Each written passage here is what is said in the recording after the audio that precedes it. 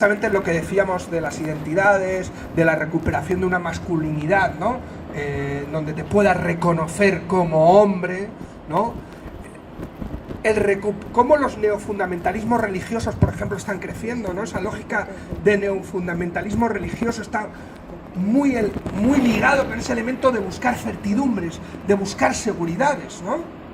Por ejemplo, podemos hablar de neofundamentalismos religiosos, pero ¿cómo está creciendo toda esa lógica conspiranoica? La conspiranoia como una nueva religión, como una nueva elemento identitario de agregación, de construcción de certidumbres, ¿no? Estáis todos engañados. No, claro. No. Yo soy de un grupo selecto que sabe que la Tierra es plana, ¿vale? Y que todos sois engañados por un grupo de científicos pedófilos. No sé por qué, siempre son pedófilos, ¿no? Es un elemento clave en todas las teorías, ¿no? Conspiranoicas. ¿Cómo agrega justamente esa lógica? ¿Cómo construye identidad? Pero yo os planteo, ¿cómo puedes discutir con una persona que no vive en tu misma realidad? Claro. Lo digo porque nos podemos reír, ¿no? Con los terraplanistas. ¿Hace cuánto que hemos empezado a escuchar terraplanistas en televisión, eh? Bueno, y si os metéis, yo estoy ahora terminando otro libro que si no me vuelvo loco antes, sobre la fachosfera y toda la lógica del tecnopoder, Silicon Valley, bueno, teorías como la ilustración oscura, el largoplacismo radical. O sea, podríamos hablar de un... Miedo no es la palabra, es otro nivel, ¿no? Claro, ¿cómo discutimos con gente que piensa que más allá de la Antártida hay otro mundo donde viven los reptilianos? Claro, nos reímos, ¿no?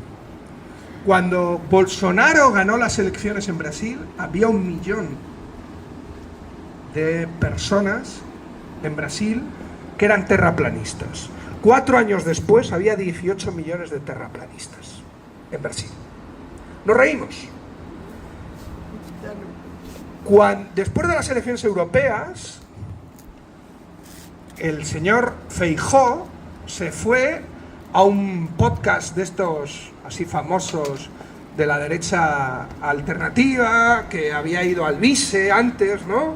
Y dijo, hostia, yo tengo que hacer algo así modernillo, ¿no? Que llegue la gente joven y tal, ¿vale? Fue, le hicieron una entrevista. Al día siguiente, el debate de ese mismo podcast era sobre los reptilianos y sobre si Isabel II realmente era una reptiliana o no. Claro. Esto tiene millones de visitas. Para los menores de 30 años, la televisión ha dejado de ser el medio de comunicación con el que se informan de política, de ciencia, de todo. Son las redes sociales, son estos generadores de contenido, ese algoritmo controlado que marca esa caja de eco de lo que ves y lo que se invisibiliza. Y eso es lo que están viéndonos vuestros alumnos. Reptilianos, tierras planas.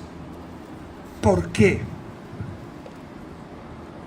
Porque si para el fascismo el enemigo en cierta medida era la Revolución de Octubre, los bolcheviques, para el autoritarismo reaccionario, su enemigo no es la Revolución comunista, es la Revolución Francesa. Estamos ante una lógica anti-ilustrada. Y eso es a lo que nos estamos enfrentando. Y creo que es importante verlo en esos términos.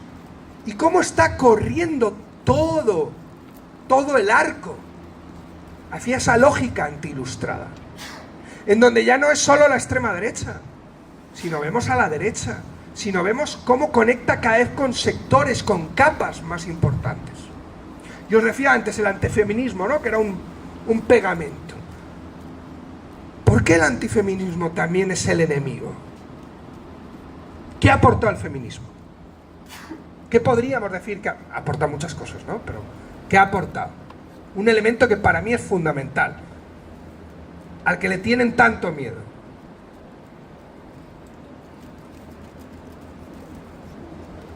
Imaginar el futuro. El feminismo imagina el futuro. Ha propuesto un futuro de superación. Y no hay nada que tema más un reaccionario que alguien que tiene la capacidad de imaginar futuro.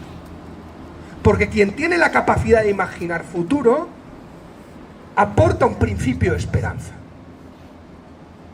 Y justamente, si el fascismo intentó acabar con la revolución, este autoritarismo reaccionario intenta acabar con algo más primitivo, con algo anterior.